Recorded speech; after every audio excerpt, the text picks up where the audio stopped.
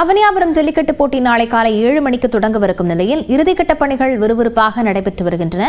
இதுகுறித்த விவரங்களுடன் செய்தியாளர் ஹரிகிருஷ்ணன் இணைந்திருக்கிறார். ஹரிகிருஷ்ணன், வீரர்களுக்கு என்னென்ன சோதனைகள் நடத்தப்பட்டு அனுமதிக்கப்படுகிறார்கள், காளைகள் எவ்வாறு அனுமதிக்கப்படுகின்றன, விவரங்களை பதிவு செய்யலாம்.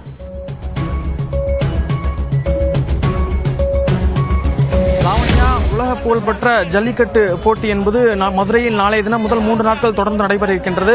இதில் அவனியாபுரம் ஜல்லிக்கட்டு என்பது முதல் போட்டி. இந்த முதல் போட்டி என்பது நாளை காலை 7 மணிக்கு தொடங்கி 5 மணிக்கு நிறைவடைய இருக்கின்றது.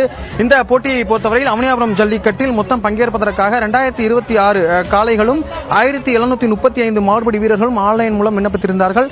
கடந்த ஆண்டை போலவே 1000 காளைகளுக்கும் 500 மாடுபிடி வீரர்களுக்கும் டோக்கன் வழங்க வாய்ப்பு இருப்பதாக மாவட்ட நிர்வாகம் சார்பில் தெரிவிக்கப்பட்டிருக்கின்றது.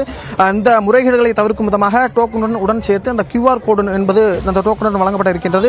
அதேபோல வாடிவாசலில் காளையருடன் ஒரு நபர் மட்டுமே அனுமதி அளிக்கப்பட்டிருக்கின்றது. பாதுகாப்பு நலன் கருதி இந்த வாடிவாசலின் இருபுறமும், அதாவது இடதுபுறம் மற்றும் வலதுபுறமும் 8 அடி உயரத்தில், சுமார் 8 அடி உயரத்தில் அந்த தடுப்பு வேலிகள் என்பது அமைக்கப்பட இருக்கின்றது.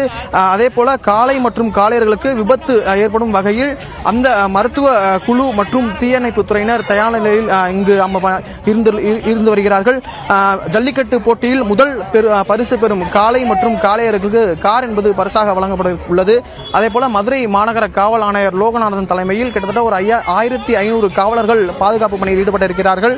மொத்தமாக இந்த ஜல்லிக்கட்டு போட்டி என்பது நாளை காலை 7 மணிக்கு துவங்க இருக்கின்றது. இந்த வீரர்கள் அடிபடாமல் இருக்க இந்த வாடிவாசலில் முழுவதும் தேங்காய் நார் என்பது அமைக்கப்பட இருக்கின்றது. ஒவ்வொரு ஆண்டும் இந்த ஜல்லிக்கட்டு போட்டி நடைபெறும் பொழுது இந்த வாடிவாசல் என்பது இந்த கோவிலுக்கு இடதுபுறம் என்பது அமைக்கப்படும். ஆனால் இந்த ஆண்டு மாடு நேரடியாக வெளியே வர வேண்டும், எளிமையாக மாடுகள் கூடுதல் மாடுகள் அவிழ்க்க வேண்டும் என்பதற்காக இந்த வாடிவாசல் என்பது அந்த மேடையின் நடுவே அமைக்கப்பட்டிருக்கின்றது. இந்த நிலையில்தான் நாளைய தினம் ஜல்லிக்கட்டு போட்டி என்பது பிரம்மாண்டமாக மதுரையில் தொடங்கி இருக்கின்றது. காளைகளும் மாடுபிடி வீரர்களும் இந்த போட்டியில் பங்கேற்பதற்காக தயார் நிலையில் இருக்கின்றார்கள். லாவண்யா, விவரங்களுக்கு நன்றி ஹரிகிருஷ்ணன்.